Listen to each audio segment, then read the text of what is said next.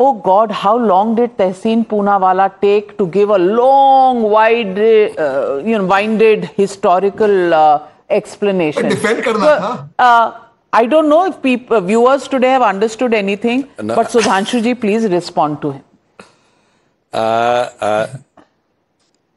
Navika ji, it is a very pleasant surprise that the young generation leaders, supporters of Congress, like Mr. Tehseen Poonawalla, who has now said that the constitution gets inspiration from Bhagwan Ram. And this was the thing which we were saying. And when Sri Mohan Bhagwat ji has said, when Sri Ram got the Pran Pratishtha on 22nd of January 2024, that was a real establishment of the real ethos of the actual India, and in your words, the real spirit of the constitution. And why, Navika ji, I am saying it's a pleasant surprise, because these are the parties who ideological or intellectual, or I can say the subverted supporters used to say कि भारत तो कभी एक देश था ही नहीं. It is the Mughals who have made the India a country. It was the Britishers who have made the India a country. But today, Rahul Gandhi, though he is a perpetually young guy, जिसे हम लोग एक उसमें कहते हैं ना, भटके हुए नौजवान जिनको अक्सर कई बार गलती हो जाती है और कॉन्स्टिट्यूशन जेब में रखते हैं, तो मुझे लगता है जेब ही में रखते हैं, कभी निकाल के पढ़ते नहीं है. पर उनके मुंह से जो एक बात निकली वो मैं कहना चाहता हूं, बिल्कुल ये देश हजारों साल पुराना है. And on a serious note, I would like to tell Navika ji, to your viewers, these are the people who used to say that the democracy came from Europe.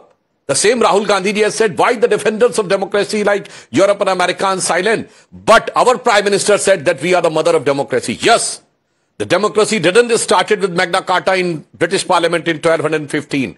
It has started much before that. Karnataka's Anubhav Mandapam of the 12th century. And prior to that, Chola empires elected village panchayats. Prior to that, Vaishali ka Ganarajya at the time of Buddha. Prior to that, Sabha and Samiti during the Vedas time. And that's how the name Lok Sabha and Rajya Sabha has been derived. And the concept of trusteeship, which has been considered the hallmark of democracy, was there in our tradition. Maharana Pratap कहते थे, चित्तौड़ के शासक भगवान एक लिंग हैं. I am just a representative of him.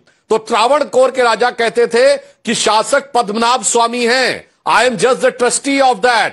So the concept of trusteeship, which they have given to the Europeans, it was fundamentally an Indian context. और अभी जो राहुल जी बोल रहे थे कि ये कॉन्स्टिट्यूशन इंस्पिरेशन लेता है नेहरू जी से, उन्होंने नानक जी का, गुरु नानक देव का नाम लिया, उन्होंने कबीर दास जी का नाम लिया, तो मैं बताना चाहता हूं, बिल्कुल हमारे इथोस में माना जाता है, all these great sages of the medieval age represented some of the great souls of our ancient time. एक हिंदी में दोहा है, शायद आपके दर्शकों ने सुना हो या ना सुना हो. जनक विदेही नानका, सुखदेव दास कबीर, वाल्मीकि तुलसी भयो, ऊधव सूर शरीर. अर्थात यह माना जाता है कि गुरु नानक देव क्या थे, वो परम ज्ञानी राजा जनक, जिन्हें विदेह कहा जाता था, जो देह से परे हो गए थे, वो उनके स्वरूप थे.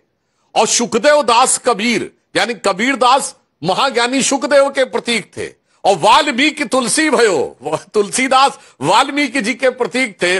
और उद्धव जो भगवान कृष्ण के मित्र थे, वो सूर शरीर, यानी सूर के रूप में शरीर धारण किए. इसीलिए मैं कहना चाह रहा हूं, इंडिया को थोड़ा सा समझो तो समझ में आएगा. मगर क्या बताएं, जब से ये गांधी स्कूल ऑफ थॉट को छोड़कर सोरोस स्कूल ऑफ थॉट में आ गए हैं, तब से इनके लिए समस्या होने लगी है. But I would like to appreciate that अगर तहसीन पूनावाला ने ये बोला है, तो जो एक पुराना गीत था नाविका जी, तू हिंदू बनेगा न मुसलमान बनेगा, तू बदले हुए वक्त की पहचान बनेगा. अगर तहसीन भाई ने भगवान राम का नाम लिया है, तो मैं कहूंगा बदले हुए वक्त की पहचान है. और ये बदला वक्त इसलिए आया है. Don't get so excited Sudhanshu ji, because